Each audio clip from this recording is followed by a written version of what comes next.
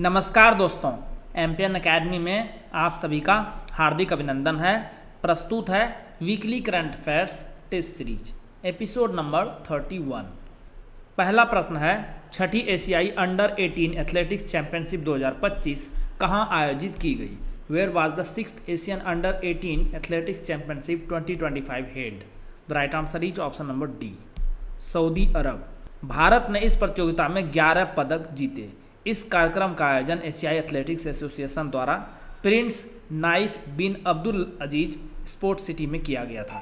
इस चैंपियनशिप में 31 एशियाई देशों के 18 वर्ष से कम आयु के एथलीटों ने हिस्सा लिया। भारत ने कुल मिलाकर 1 गोल्ड मेडल, 5 सिल्वर मेडल और 5 कांस्य पदक जीता। हिमांशु ने लड़कों की भाला फेंक स्पर्धा में स्वर्ण पदक जीता।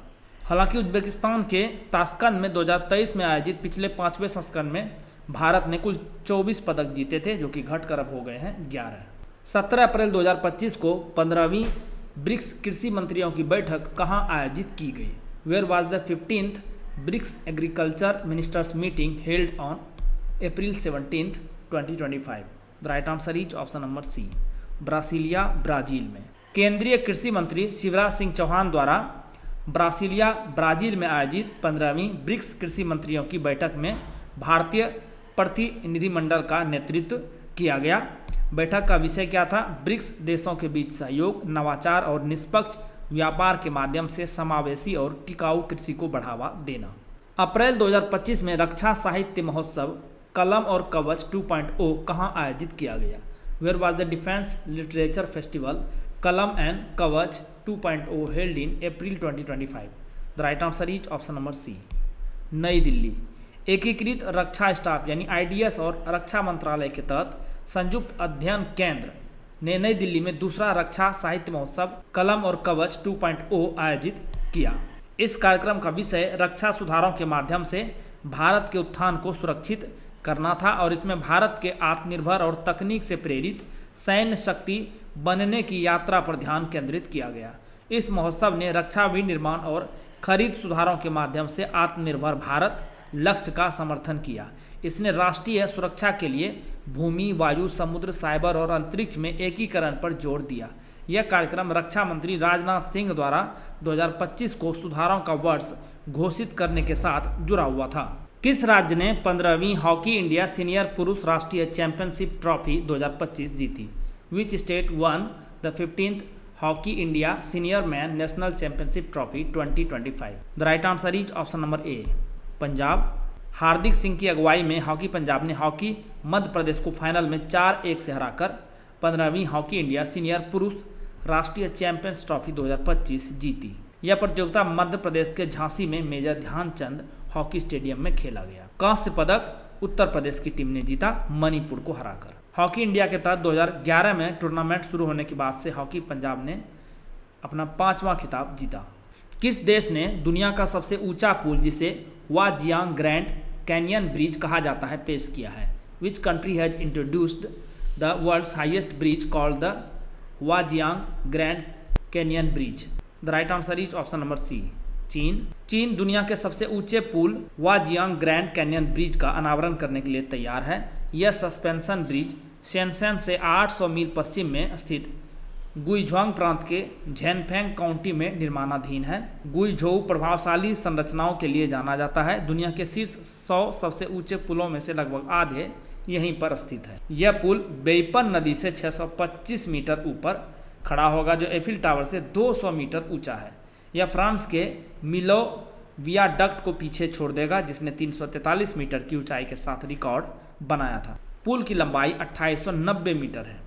यदि आपको 71वीं बीपीएससी प्रीलिम्स एग्जाम के लिए करंट अफेयर्स का पीडीएफ चाहिए तो यहाँ पर जानकारी दी जा रही है। लेकिन आइए सबसे पहले जानते हैं कि एमपीएन एकेडमी ऐप ही क्यों, क्योंकि हमने करके दिखाया है।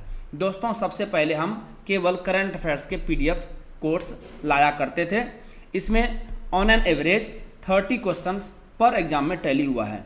उसके बाद हमने अगले फेज में diamond static GK test series launch किया और टैली प्रश्नों की संख्या लगभग कितनी हो गई है? 46। उसके बाद पिछले साल हमने डायमंड स्टैटिक जीके नोट्स और एनसीईआरटी टेस्ट सीरीज लॉन्च किया था और टैली प्रश्नों की संख्या बढ़ के हो गई 90।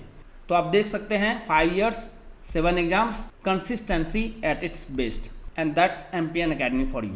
इस बार हमने टैली का टारगेट रखा है 120, क्योंकि इस बार एक नया कोर्स लॉन्च हुआ है, चैप्टर वाइज एमसीक्यूज, साथ में बीपीएससी पीवाईक्यूज। साल भर के करंट अफेयर्स को आप सिस्टमेटिक तरीके से केवल 18 घंटे में रिवाइज कर सकते हैं। कैसे? वीकली करंट एमसीक्यूज, इसमें आपको नेशनल और इंटरनेशनल का 50 पीडीएफ मिलेगा। एक पीडीएफ को रिवाइज करने में 6 मिनट का समय लगेगा, तो कुल 5 घंटे में इसे आप रिवाइज कर पाएंगे। Monthly current affairs short notes है, नेशनल और इंटरनेशनल वर्जन का 12 पीडीएफ मिलेगा। एक पीडीएफ को रिवाइज करने में 30 मिनट, तो कुल 6 घंटे में इसे रिवाइज कर पाएंगे। और Bihar monthly current affairs MCQs और शॉर्ट नोट्स 14 पीडीएफ कुल मिलेंगे। एक पीडीएफ को रिवाइज करने में 30 मिनट, तो कुल 7 घंटे में इसे कंप्लीट कर देंगे। तो इस प्रकार से 18 घंटे में साल भर का कंटेंट आप एक बार में रिवाइज कर सकते हैं। Diamond static GK test series updated version है, ये अल्ट्रा इंपॉर्टेंट 2500 एमसीक्यूज मिलेंगे एक्सप्लेनेशन के साथ। ऐप बेस्ड 25 सेट है, एक सेट में 100 क्वेश्चंस रहेंगे। ये आपको diamond static GK notes course के साथ प्रोवाइड किया जा रहा है। डायमंड स्टैटिक जीके नोट्स में सब्जेक्ट वाइज पीडीएफ नोट्स मिलेंगे। एनसीईआरटी और स्टैंडर्ड बुक्स का यह निचोड़ है, फैक्ट्स और कंसेप्ट के साथ। इसमें आपको diagram, flow chart, pictures, tables और वन लाइनर्स मिलेंगे।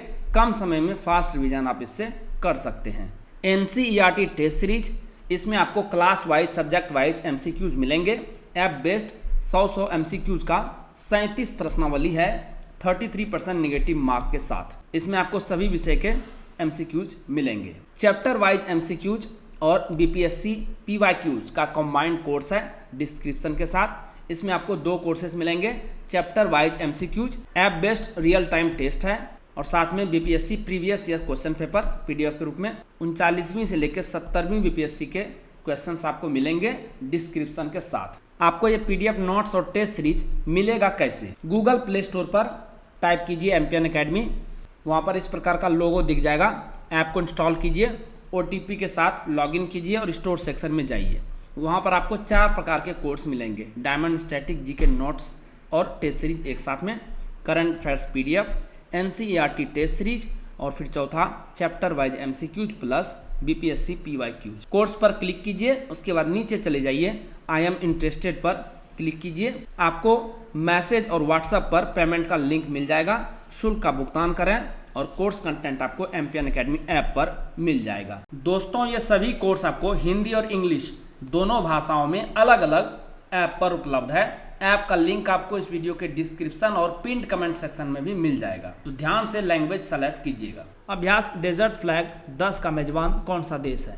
विच country is the host of exercise Desert Flag 10? The right answer is option number A, संयुक्त अरब अमीरात। भारतीय वायुसेना ने 21 अप्रैल से 8 मई तक यूएई के अल दफड़ा एयरबेस पर अभ्यास डेजर्ट फ्लैग 10 में भाग लिया। यह एक प्रमुख बहुराष्ट्रीय हवाई युद्ध अभ्यास है जो विभिन्न वायुसेनाओं को यथार्थवादी युद्ध जैसी परिस्थितियों में प्रशिक्षित करता है। इंडियन एयरफोर्स ने 2 शक्तिशाली विमान तैनात किए थे, मिग 29 और जगुआर। निम्नलिखित में से कौन सा देश एकेमी 2025 में भाग लेने वाले 9 अफ्रीकी देशों में शामिल नहीं है? Which of the following countries is not among the 9 African nations participating in AIKEYME 2025? The right answer is option number C, Ghana इसमें शामिल नहीं है।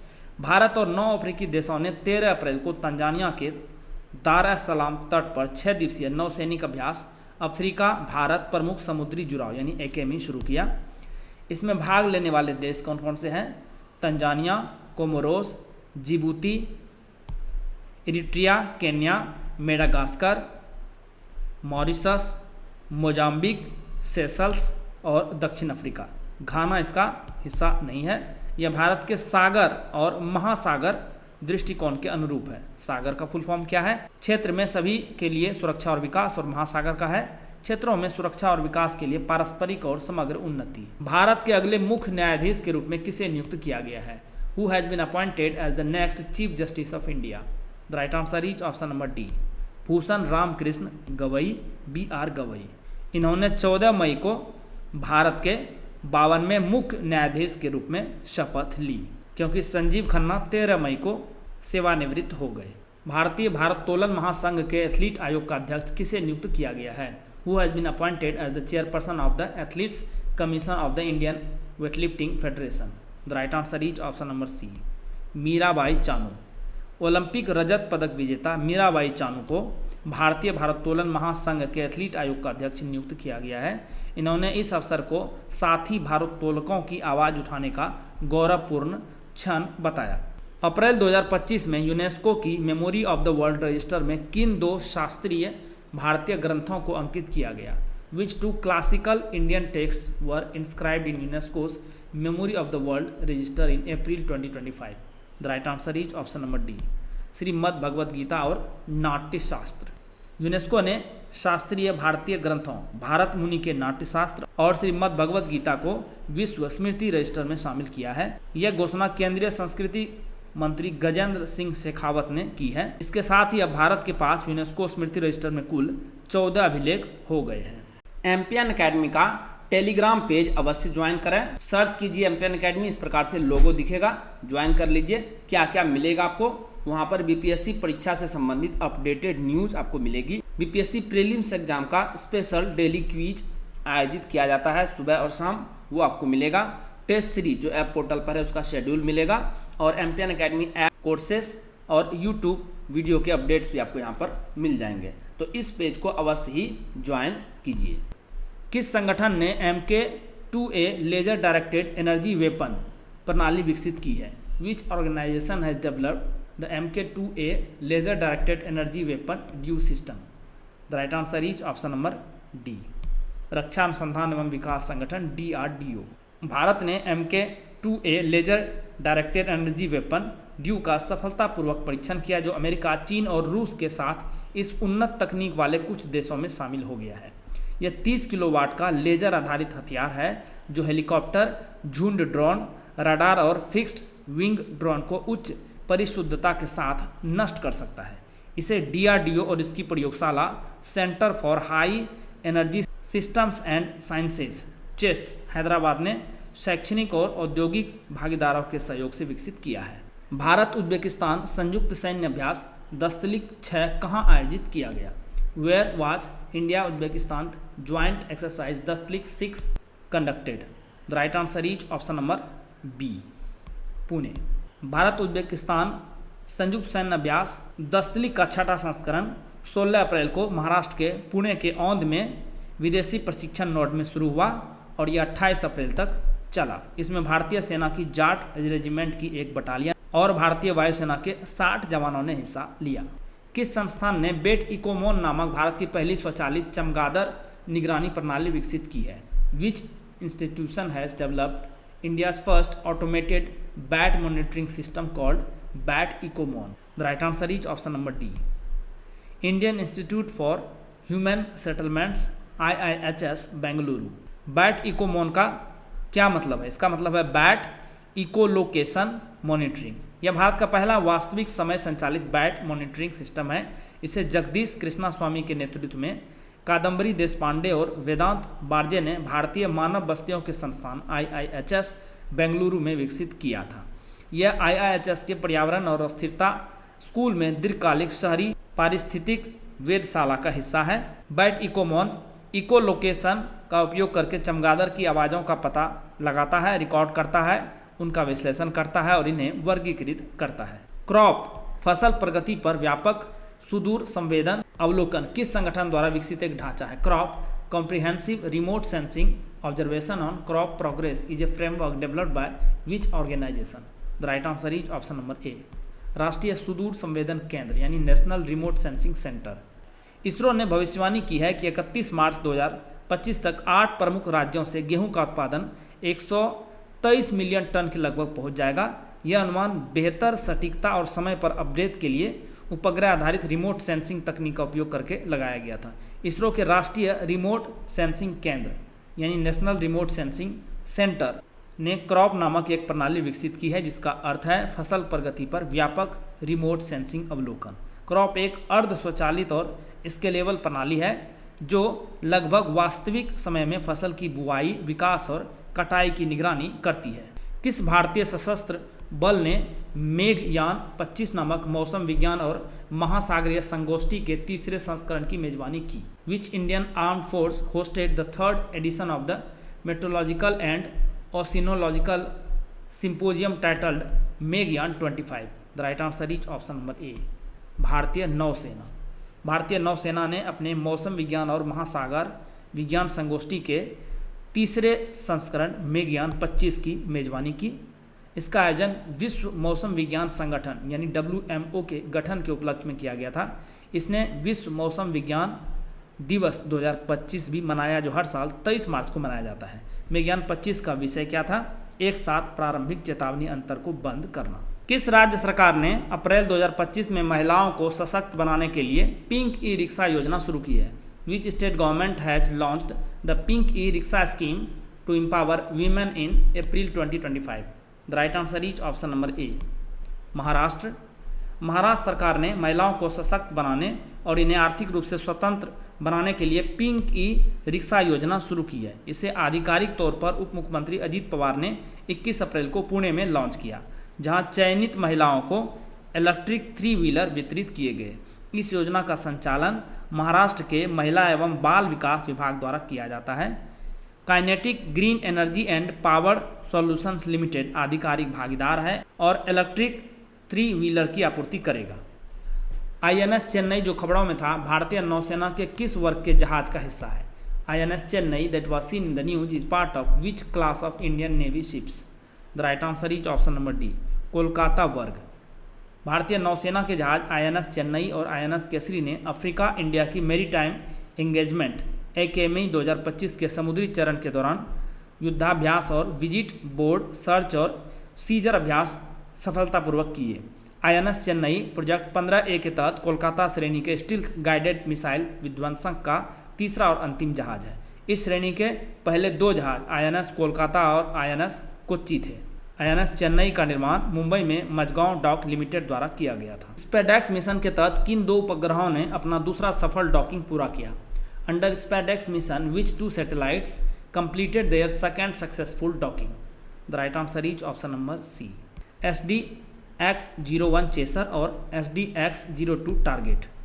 इसरो ने space docking experiment SpaDeX mission के तहत अपने 2 उपग्रहों चेजर और टारगेट की दूसरी डॉकिंग सफलतापूर्वक पूरी कर ली है। स्पाडेक्स इसरो द्वारा एक प्रौद्योगिकी प्रदर्शन मिशन है जिसका उद्देश्य पृथ्वी की निचली कक्षा में छोटे उपग्रहों को डॉक करने और अनडॉक करने की क्षमता को प्रमाणित करना है। गरिया और बोरोस बोरॉन उत्सव 2025 का उद्घाटन किसने किया? Who inaugurated the Garia and Borso Borok उत्सव 2025? The right answer is option number B, Manik Saha. Tripura के मुख्यमंत्री मानिक शाह ने अगरतला के स्वामी विवेकानंद मैदान में गरिया और बोरोसो बोरॉन उत्सव 2025 का उद्घाटन किया। यह त्रिपुरा की सांस्कृतिक और आदिवासी विरासत का जश्न मनाने वाला एक पारंपरिक त्यौहार है। कैसनोर वन रोग KFD किस प्रकार का रोग है जो समाचारों में देखा गया था? What kind of disease is Kyasanur forest disease KFD that was seen in the news? The right answer is option number D, viral रक्तस्रावी रोग। KFD जिसे बंदर बुखार के नाम से भी जाना जाता है, कर्नाटक के शिवमोगा और चिकमंगलूर जिलों में बढ़ रहा है। यह एक टिक जनित वायरल रक्तस्रावी रोग है जो पहली बार 1957 में कर्नाटक के कैसनूर वन से रिपोर्ट किया गया था। यह KFD के कारण होता है जो फ्लेवी वायरस जीनस है और फ्लेवीविरिडे परिवार का हिस्सा है जो टिक जनित एन्सेफलाइटिस TBE कॉम्प्लेक्स से जुड़ा है। यह वायरस कठोर टिक्स के माध्यम से फैलता है और मनुष्यों, बंदरों और कृंतकों को प्रभावित करता है, लेकिन मानव से मानव संपर्क के माध्यम से नहीं। ICAR के महानिदेशक के रूप में किसे नियुक्त किया गया है? Who has been appointed as the Director General of ICAR?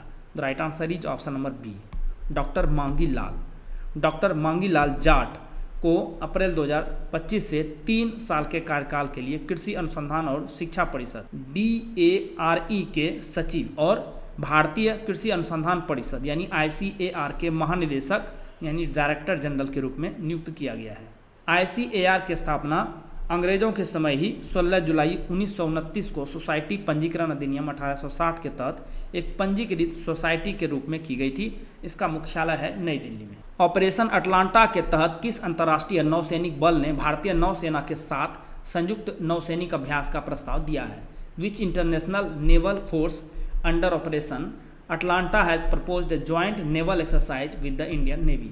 The right answer is option number D, यूरोपीय संघ नौसेना बल, European union naval force. Operation Atlanta के तहत यूरोपीय संघ नौसेना बल ने भारतीय नौसेना के साथ संयुक्त नौसैनिक अभ्यास का प्रस्ताव रखा है। यह अभ्यास मई 2025 के अंत में पश्चिमी हिंद महासागर और लाल सागर में आयोजित किया जाएगा। इसका मुख्य उद्देश्य यूरोपीय बलों और भारतीय नौसेना के बीच समुद्री सहयोग और समन्वय को मजबूत करना है। यह प्रस्ताव लाल सागर क्षेत्र में विशेष रूप से हॉर्न ऑफ अफ्रीका के पास बढ़ती समुद्री डकैती और अस्थिरता के कारण आया है। नियमित पैसेज एक्सरसाइज पासेक्स के विपरीत इस अभ्यास में सामरिक युद्धाभ्यास, समुद्री डकैती विरोधी कार्रवाई और संचार प्रशिक्षण शामिल होंगे। 2008 में शुरू किया गया ऑपरेशन अटलांटा सोमालिया के पास समुद्री डकैती से लड़ने के लिए यूरोपीय संघ का मिशन है। विश्व पृथ्वी दिवस कब मनाया जाता है? When is the World Earth Day celebrated? The right answer is option number C, 22 अप्रैल को। 2025 में इस आयोजन की 55वीं वर्षगांठ मनाई गई। इस वर्ष का थीम क्या था? हमारी शक्ति हमारा ग्रह, जो 2030 तक अक्षय ऊर्जा और 3 गुना स्वच्छ बिजली उत्पादन के लिए एकजुट होने की आवश्यकता पर जोर देता है। इक्वाडोर के राष्ट्रपति चुनाव में किसने निर्णायक जीत हासिल की है? Who secured a decisive victory in Ecuador's presidential elections? The right answer is option number A, Daniel Noboa. Daniel Noboa ने इक्वाडोर के हालिया राष्ट्रपति चुनाव में निर्णायक जीत हासिल कर ली है। लगभग 56% वोट के साथ दूसरा कार्यकाल हासिल किया है। इन्होंने अपने वामपंथी प्रतिद्वंदी लुइसा गोंजालेज को 1 मिलियन से अधिक वोटों से हराया। इक्वाडोर दक्षिण अमेरिका के पश्चिमी तट पर स्थित है। हाल ही में खबरों में रहा माउंट लेवोटोबी ज्वालामुखी किस देश में स्थित है? Mount Lewotobi volcano recently seen in the news is located in which country? The right answer is option number B, Indonesia. Indonesia के पूर्वी नुसा तेंगारा प्रांत में फ्लोरेंस द्वीप पर स्थित सक्रिय ज्वालामुखी माउंट लेवोटोबी में हाल ही में विस्फोट हुआ, जिसके कारण उड़ानों को लेकर अलर्ट और सुरक्षा संबंधी सलाह जारी की गई। यह प्रशांत महासागर के प्रसिद्ध रिंग ऑफ फायर क्षेत्र में स्थित है। पक्के टाइगर रिजर्व किस राज्य में स्थित है? Pakke tiger reserve is located in which state? The right answer is option number C, Arunachal Pradesh. News में भी क्यों है? अरुणाचल प्रदेश के पूर्वी कामेंग जिले में पक्के वन्यजीव अभयारण्य और टाइगर रिजर्व में कैमरा ट्रैप ने 2 बड़ी बिल्लियों का पता लगाया, जो स्वस्थ वन्यजीवों की उपस्थिति को दर्शाता है। यह रिजर्व टेंगा रिजर्व फॉरेस्ट उत्तर, दोईमारा रिजर्व फॉरेस्ट पश्चिम, नामेरी नेशनल पार्क और टाइगर रिजर्व दक्षिण और पापुम रिजर्व फॉरेस्ट पूर्व से घिरा हुआ है। यह पूर्वी हिमालय की तलहटी में स्थित है, जिसके पश्चिम और उत्तर में कामेंग नदी और पूर्व में पक्के नदी बहती है। यह क्षेत्र 862 वर्ग किलोमीटर में फैला हुआ है और इसकी जलवायु उपोष्ण कटिबंधीय है, जिसमें सर्दियां बहुत ठंडी होती है। नीसी जनजाति यहाँ रहती है और सक्रिय रूप से संरक्षण का समर्थन करती है। इसने हॉर्नबिल नेस्ट एडॉप्शन प्रोग्राम के लिए भारत जैव विविधता पुरस्कार 2016 भी जीता है। किस राज्य या केंद्र शासित प्रदेश ने अप्रैल 2025 में स्वास्थ्य देखभाल पहुंच में सुधार के लिए ई सेहत ऐप लॉन्च किया है? विच स्टेट और UT has launched the e Sehat app to improve health care access in April 2025? The right answer is option number A, Jammu Kashmir. Jammu Kashmir के मुख्यमंत्री उमर अब्दुल्ला ने केंद्र शासित प्रदेश में स्वास्थ्य सेवा की पहुंच को बेहतर बनाने के लिए ई सेहत ऐप लॉन्च किया। इस ऐप को जम्मू कश्मीर स्वास्थ्य विभाग ने विकसित किया है। ई सेहत का मतलब है electronic solutions for enabling health access through technology. इसका उद्देश्य रोगियों और डॉक्टरों और पैरामेडिक जैसे स्वास्थ्य सेवा प्रदाताओं दोनों की सेवा करना है। यह ऐप उपयोगकर्ताओं को जम्मू कश्मीर के सार्वजनिक और निजी अस्पतालों में स्वास्थ्य सेवाओं तक पहुंचने की अनुमति देता है। Deenbandhu Chhotu Ram thermal power plant किस राज्य में स्थित है? Deenbandhu Chhotu Ram thermal power plant is located in which state? The right answer is option number D, Haryana. प्रधानमंत्री नरेंद्र मोदी ने 14 अप्रैल को हरियाणा के यमुनानगर में Deenbandhu Chhotu Ram thermal power plant की 800 मेगावाट की तीसरी इकाई की आधारशिला रखी। नई इकाई एक ultra super critical thermal plant है, जो पुराने प्लांट की तुलना में कम कोयले का उपयोग करता है और कम कार्बन उत्सर्जन करता है। इसका नाम दीनबंधु छोटू राम के नाम पर रखा गया है, जो एक प्रमुख स्वतंत्रता सेनानी और समाज सुधारक थे। इसका संचालन Haryana power generation corporation limited द्वारा किया जाता है, जो एक सरकारी स्वामित्व वाली कंपनी है। किस भारतीय राज्य ने आधिकारिक तौर पर डीपीएस फ्लेमिंगो झील को संरक्षण रिजर्व के रूप में मंजूरी दे दी है? which Indian state has officially approved DPS Flamingo Lake as a conservation reserve? The right answer is option number A. Maharashtra राज्य वन्य जीव बोर्ड ने DPS फ्लेमिंगो झील को संरक्षण रिजर्व घोषित करने को मंजूरी दे दी है। यह ठाणे क्रीक फ्लेमिंगो अभ्यारण्य से जुड़ी पहली आर्द्र भूमि है जिसे इस तरह का संरक्षण प्राप्त है। 30 एकड़ की यह झील उच्च ज्वार के दौरान फ्लेमिंगो के लिए भोजन और आराम करने की एक प्रमुख जगह है। 2023 में ज्वारीय इनलेट अवरुद्ध होने के कारण 17 फ्लेमिंगो की मृत्यु के बाद एक समिति का गठन किया गया था। शैवाल से भरी झील का लगभग 60% हिस्सा साफ कर दिया गया है, जिससे फ्लेमिंगो को वापस लौटने में मदद मिली है। दोस्तों, जैसा कि बताया गया है, इस वीडियो लेक्चर का PDF आपको हिंदी और इंग्लिश दोनों भाषाओं में अलग अलग फुल डिस्क्रिप्शन के साथ एम्पियन एकेडमी ऐप पर प्राप्त होगा। दोस्तों, आप इन PDF के सारे इस वीडियो लेक्चर को लगभग 5 मिनट में रिवाइज कर पाएंगे, जिससे आपका बहुत सारा समय बचेगा, जिसे आप स्टैटिक पोर्शन पर खर्च कर सकते हैं और अपने टाइम को बेटर मैनेज कर सकते हैं। एम्पियन एकेडमी ऐप का लिंक आपको इस वीडियो के डिस्क्रिप्शन और पिंड कमेंट सेक्शन में मिल जाएगा। आइए अंतिम प्रश्न को हल करते हैं। बाढ़ के कारण खबरों में रहा किन्शासा शहर किस देश की राजधानी है? Kinshasa city which was seen in the news due to flood is the capital of which country? The right answer is option number C, Congo लोकतांत्रिक गणराज्य DRC कॉन्गो। अप्रैल 2025 में DRC कॉन्गो की राजधानी किन्शासा को खराब शहरी नियोजन और बाढ़ के पानी के दोहरे स्रोतों के कारण भयंकर बाढ़ का सामना करना पड़ रहा है। यह आपदा स्थानीय वर्षा और कॉन्गो सेंट्रल फ्रांस से अफवाह दोनों के कारण हुई, जिसने एंडिजली और लुकाया जैसी नदियों को उफान पर ला दिया। DRC कॉन्गो अल्जीरिया के बाद अफ्रीका का दूसरा सबसे बड़ा देश है और उप सहारा अफ्रीका में सबसे बड़ा देश है। दोस्तों, इसी के साथ साप्ताहिक करंट अफेयर्स टेस्ट सीरीज के इस संस्करण को समाप्त करने की आपसे इजाज़त चाहूँगा। वीडियो देखने के लिए बहुत बहुत धन्यवाद। Thank you very much. जल्द ही मिलते हैं अगले वीडियो में। All the best for your exam preparation.